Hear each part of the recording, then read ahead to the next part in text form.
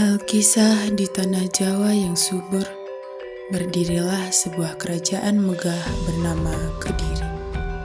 Kisah ini akan membawa kita pada sebuah dilema abadi tentang seorang raja yang rapuh dimakan usia. Di bawah langit yang tenang, namun penuh dengan teka-teki, sebuah keputusan besar harus diambil, bukan tentang siapa yang paling kuat, melainkan tentang siapa yang paling setia pada amanah. Namun, ketika ambisi mulai membisik di telinga para pewaris, fajar perselisihan pun mulai menyingsing.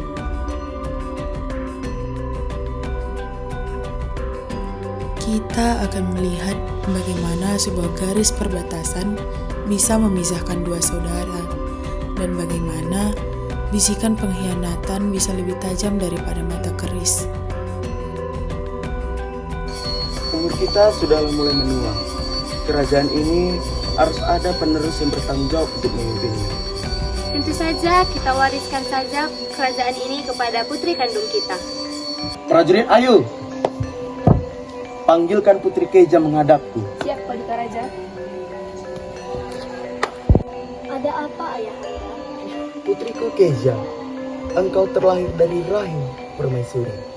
Sudah sewajarnya kau yang akan menggantikan kerajaan ini. Apakah kau siap? Mohon maaf sedalam-dalamnya, Ayahanda. Keputusan hamba sudah bukan.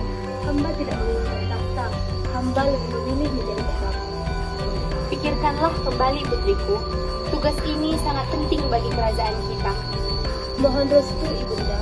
Hamba lebih memilih mengabdi pada jalan kebenaran.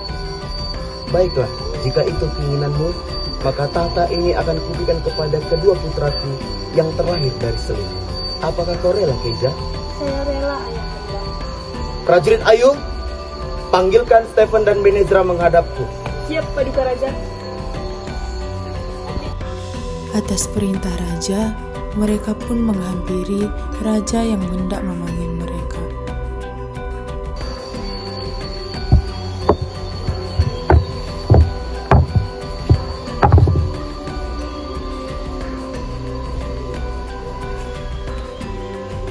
Ada gerangan apa yang hendak memanggil kami berdua? Karena kakakmu memilih jalan pertapa, maka aku akan membagi kerajaan ini menjadi dua. Stephen, kau akan memimpin kerajaan Panjalu, dan kau Benezra, kau akan memimpin kerajaan Jenggala. Terima kasih Ayahanda, kami akan menjalankan amanah ini. Keputusan telah dijatuhkan. Sang putri mahkota memilih jalan sunyi sebagai petapa, meninggalkan gemerlap istana demi kesucian jiwa. Kini beban berat itu terbagi. Kerajaan yang satu kini terbagi dua. Apakah ini menjadi sebuah awal yang baru, ataukah justru awal dari sebuah kehancuran? Kini Stephen memimpin di kerajaan Panjalu. Ia memimpin dengan bijaksana, namun penuh dengan kesombongan, dan merasa dialah yang paling berkuasa. Begitu juga dengan Benezra, memimpin kerajaan Jenggala ditemani oleh Adinda Wasiana. Mereka memimpin dengan ambisi yang kuat untuk mensejahterakan rakyat dan ingin menjadikan kerajaan mereka lah yang paling luar biasa dari kerajaan lainnya. Mereka tak rela kerajaan mereka diinjak oleh orang lain. Suatu hari, prajurit datang membawa kabar. Kerajaan Panjalu mengibarkan bendera peperangan. Gawat! Kerajaan penjuru di bawah naungan Tuan Stephen telah mengibarkan bendera peperangan. Apa? Berani sekali dia. Sebelum matahari terbit, kita harus menyerang balik dulu mereka. Siapkan pasukan. Siap, Tuan. Kakanda Benezra, jika boleh hamba berpesan, pastikan kerajaan ini membawa kejayaan, bukan kehancuran. Tenanglah Adinda Wasiana, kerajaan kita akan menjadi kerajaan yang terkuat. Di balik dinding istana, sementara sang raja sibuk menjaga kedamaian rakyatnya, duri di dalam daging mulai tumbuh. Raja Azaria sangat berantusias untuk menjaga kedamaian dan keamanan rakyatnya. Di balik semua perintah yang diberikan Raja Azaria, pengkhianatan mulai terlihat. Topeng mulai retak. Panglima Imelda sang abdi kepercayaan, menyimpan api dendam yang membara. Stephen dan Benezra bersiap saling menghujamkan senjata. Mereka lupa bahwa musuh yang paling berbahaya bukanlah yang berdiri di depan mereka, melainkan yang mengintai dari dalam bayangan. Memperebutkan tahta yang sebentar lagi akan menjadi milikku. Apa maksudmu, Paman Imelda? Kau adalah abdi dari ayah kami. Di tengah kemelut itu, topeng pengkhianatan akhirnya terbuka. Sang panglima menunjukkan wajah aslinya, mencoba memetik buah dari pohon yang ia racuni sendiri. Tuan Benezra, Panglima Imelda telah membiarkan musuh masuk ke dalam jantung istana. Raja Arzaria dalam bahaya. Lihatlah apa yang terjadi karena ambisi kalian. Kerajaan kita hancur dari dalam. Putra-putraku, lihatlah ayahmu. Beliau hanya ingin memimpin dengan damai, bukan dengan darah.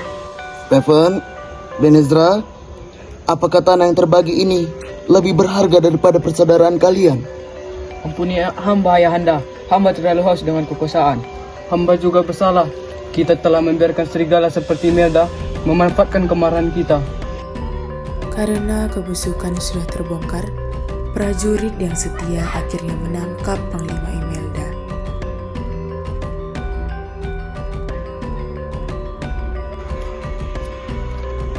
Lapor Paduka, Panglima Imelda telah diringkas oleh pasukan yang setia.